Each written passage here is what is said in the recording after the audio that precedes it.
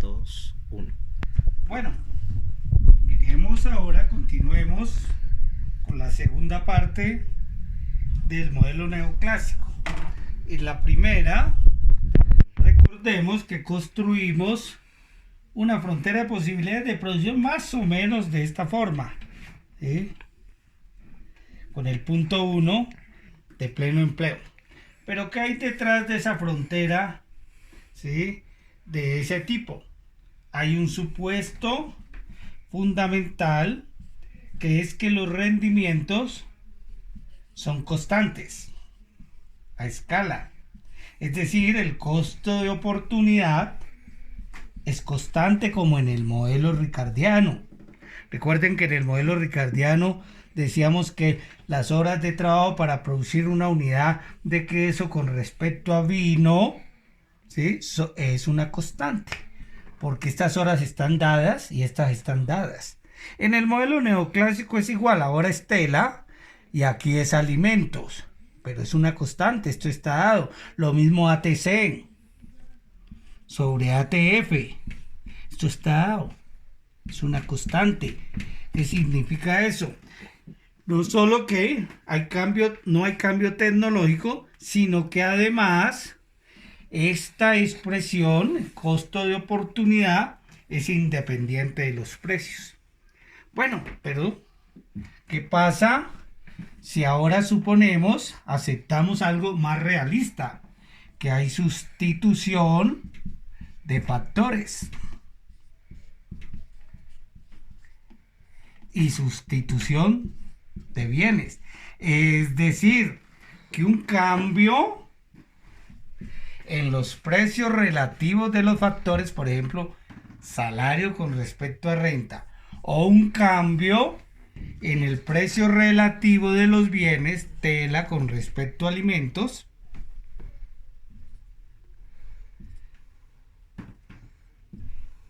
genera impacto, sustituye factores, sustituye bienes. Por ejemplo, ¿sí?, si sube los salarios, esa economía, casa, aunque sea abundante en trabajo y produzca un bien, tela, que es intensivo en trabajo, si el salario comienza a crecer, pues el productor de tela, ¿sí?, no puede violar una restricción fundamental en el proceso de producción, que tela se produce con más trabajo y con poca tierra, pero tratará de sustituir, ¿sí?, tierra por trabajo, porque el salario está muy alto. Es decir, supongamos por ejemplo que el bien tela se produce con un 80% de trabajo y un 20% de tierra. Esto a unos salarios, pero si los salarios suben, es posible que este productor de tela ahora produzca con 70 de trabajo y 30 de tierra, porque ahora quiere minimizar costos para maximizar ingresos. Eso es de la lógica de cualquier productor. Lo mismo sucede si cambia el precio relativo de los bienes. Si el precio de la tela tiende a crecer, la gente dejará de consumir tela y consumirá más alimentos, como hacemos a menudo. Si el precio de la carne sube, pues dejaremos de comer carne y sustituiremos el consumo de carne por el consumo de huevos, ¿sí? Hay un efecto demanda, pero ocurre que en el modelo neoclásico ricardiano, como en el modelo neoclásico que hemos visto hasta ahora, ¿sí?, teníamos dos supuestos fundamentales. Primero, que la demanda estaba dada, mirábamos solo el lado de la oferta. Y dos, que los coeficientes tecnológicos eran fijos y por lo tanto el costo de oportunidad era una constante y los rendimientos eran una constante, por lo cual las líneas siempre, las fronteras de posibilidades son rectas. Y la recta, recordemos que lo expuse al comienzo, implica coeficientes fijos, rendimientos constantes, pero también implica perfecta movilidad de los factores. Ahora, entonces, aceptemos que un cambio en los precios relativos de los factores sustituye los factores, o un cambio en el precio relativo de los bienes sustituye los bienes. Entonces, en ese caso, ahí, ojo, si hay un efecto de sustitución,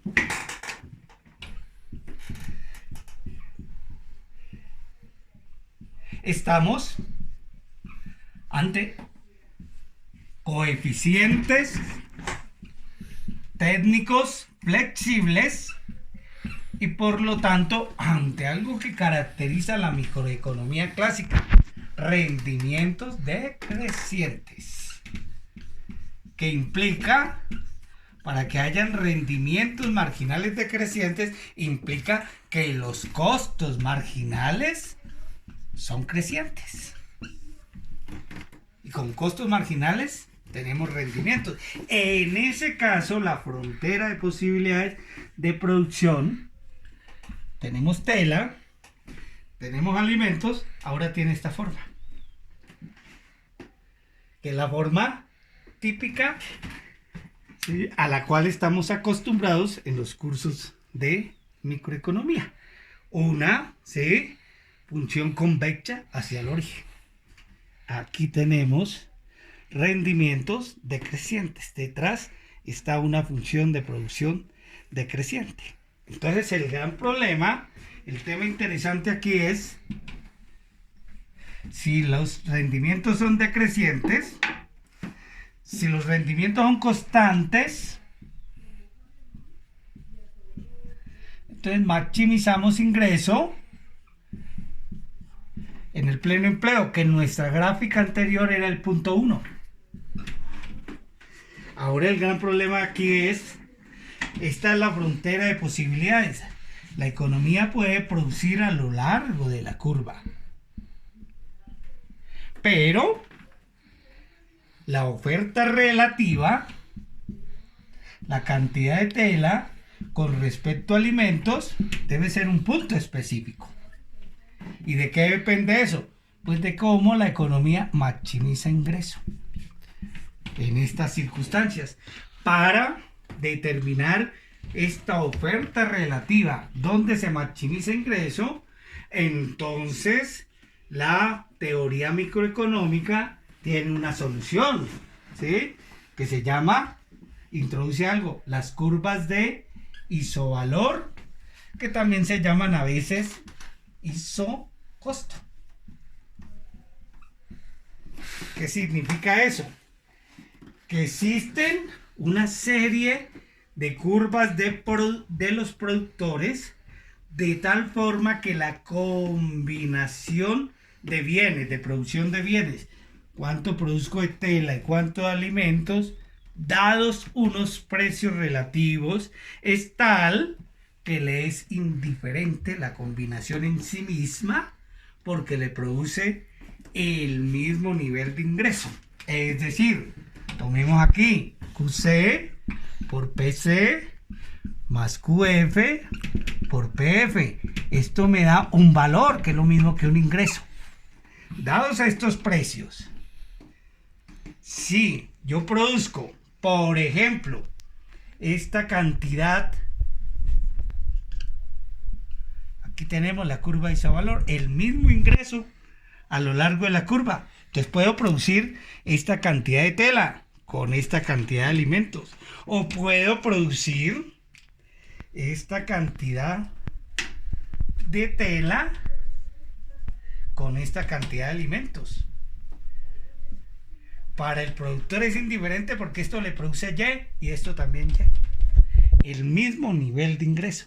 Es decir, a lo largo de esa curva, al productor le es indiferente la combinación tela-alimentos, porque le está produciendo el mismo nivel de utilidad de ingreso. Y él lo que quiere es maximizar Y. ¿Cómo maximiza Y? Entonces prefiere una curva a la derecha. Miren, si estuviéramos ahora aquí, tiene esta producción de tela, de alimentos, ¿sí? Pero tiene esta producción de tela, más entonces tiene más ingreso. Entonces, ¿en dónde finalmente se va a situar?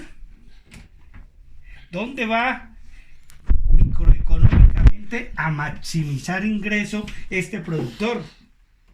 Aquí.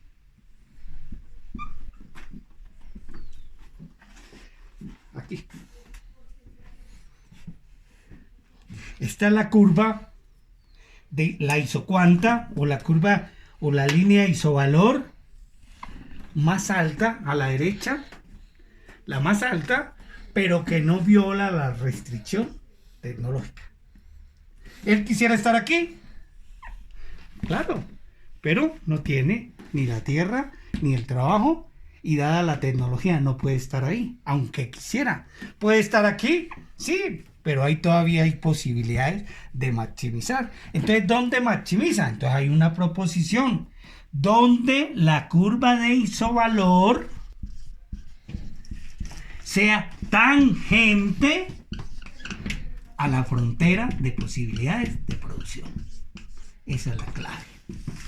Donde la curva de isovalor sea tangente a la frontera de posibilidades de producción que sea en el punto 1, dado unos precios relativos.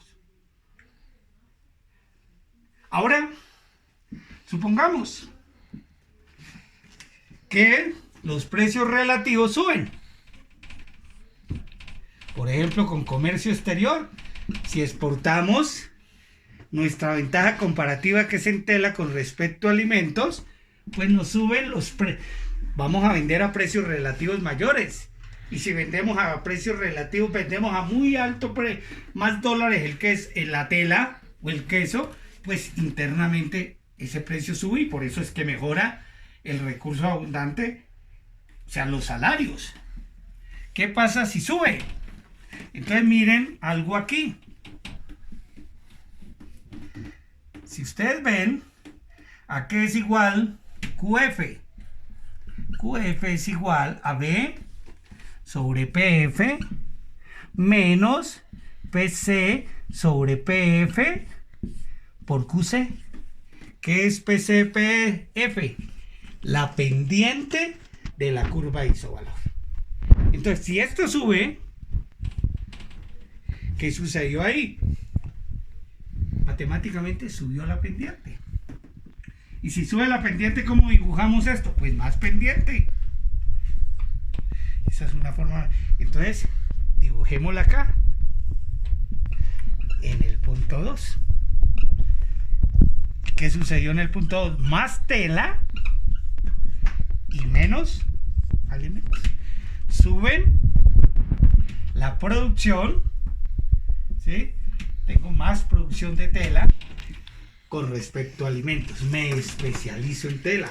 Y si sigue subiendo los precios, sigue subiendo la pendiente hasta que me especializo completamente en producir tela. Como hay perfecta movilidad interna, toda la tierra y el trabajo se va a producir tela, exporto toda la tela y con eso importo todos los alimentos, exporto a tela a muy altos precios e importo alimentos en la misma moneda, en dólares, a menores precios y estoy maximizando el ingreso.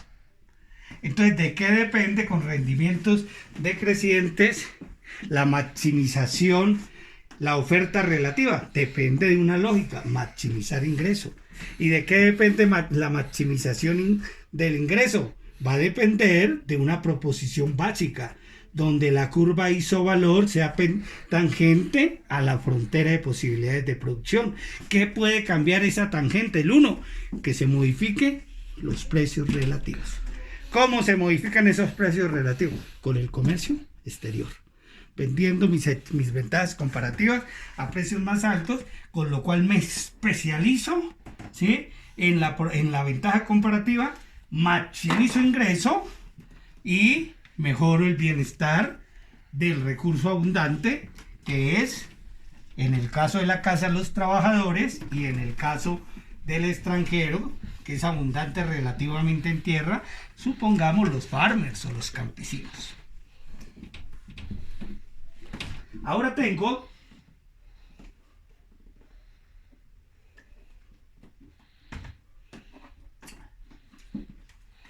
puedo introducir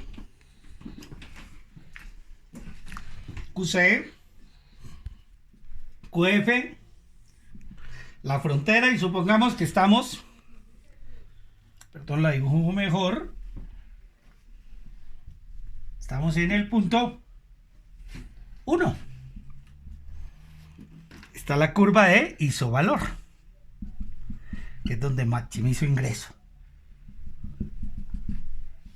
Y produzco QC1 y QF1. Ahora vamos a introducir la demanda. ¿Cómo introducimos la demanda? Esas son las famosas curvas de indiferencia del consumidor.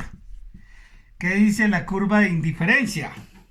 La curva de indiferencia dice que las cantidades consumidas de tela por el precio de la tela más las cantidades de alimentos por el precio de los alimentos me dan una satisfacción o utilidad. Ya vemos la U. Y el consumidor lo que busca es maximizar utilidad. Entonces deben haber unas combinaciones de consumo de tela de alimentos dados unos precios, esta es la curva U, donde para el consumidor también le es indiferente. Consume esta tela con estos alimentos y le produce U. Consume esta cantidad de alimentos con esta cantidad de tela y le produce U. Le es indiferente la combinación. ¿Qué sucede con el consumidor? Que lo que busca es maximizar U, la utilidad. ¿Dónde maximizará U? En una curva de indiferencia a la derecha. ¿Cómo logra esa maximización entonces? ¿Sí? A la derecha más alta. ¿Hasta dónde? Hasta aquí. Es decir, ¿dónde maximiza el consumidor? Donde la curva de indiferencia sea tangente a la curva de isovalor o a la recta presupuestaria o de ingreso, a esta. Entonces fíjense que tenemos dos proposiciones. La primera, ¿dónde maximiza el productor? Donde la curva de isovalor sea tangente a la frontera de posibilidades de producción. ¿Y dónde maximiza el consumidor? Donde la curva de indiferencia del consumidor sea tangente a la curva de isovalor. El productor, donde la isovalor sea tangente a la frontera de posibilidades, que es la restricción tecnológica. Y el consumidor, donde la curva de indiferencia sea tangente a la recta o curva de isovalor. Es decir, ¿cuál es la restricción para el productor? La restricción tecnológica que la da la frontera de posibilidades. ¿Cuál es la restricción para el consumidor? La restricción de ingreso, de presupuesto. Lo que tiene en el bolsillo es lo que le determina, ¿sí?, la maximización de la utilidad del consumidor. Ahora demos un paso.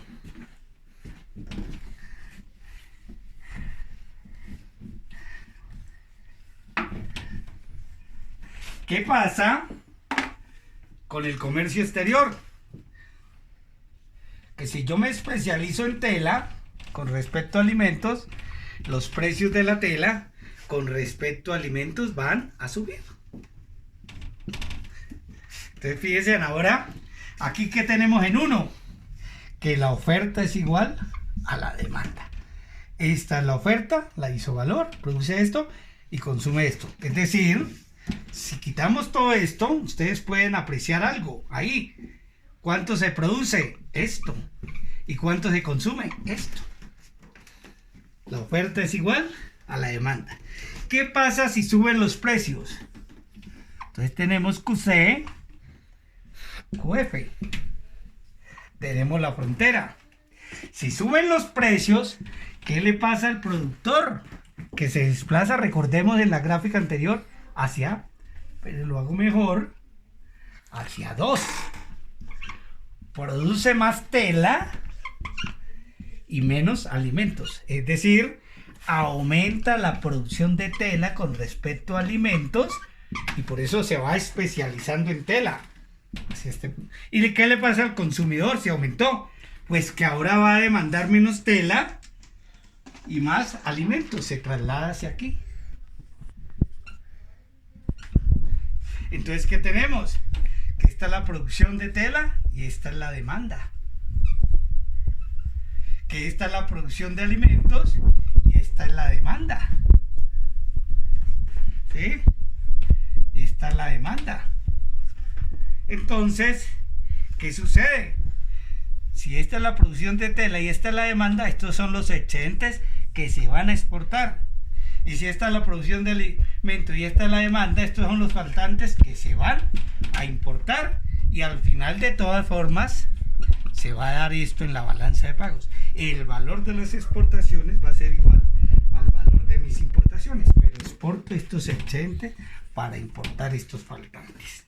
¿Sí? Entonces, cerremos.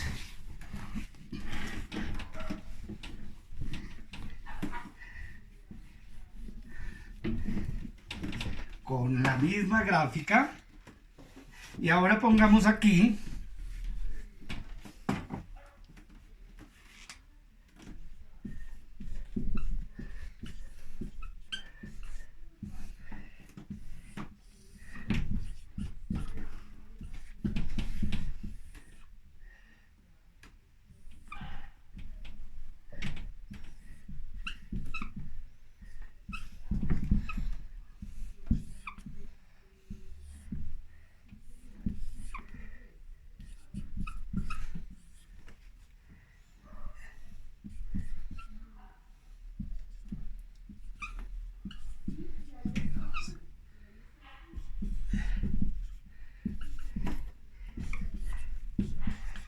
entonces, esta es la gráfica, igual, introduciendo la oferta y la demanda, con la cual comienza a desarrollarse el modelo estándar, pero la grafico ahí para que la tengan como punto de partida de lo que expondremos posteriormente con el modelo estándar.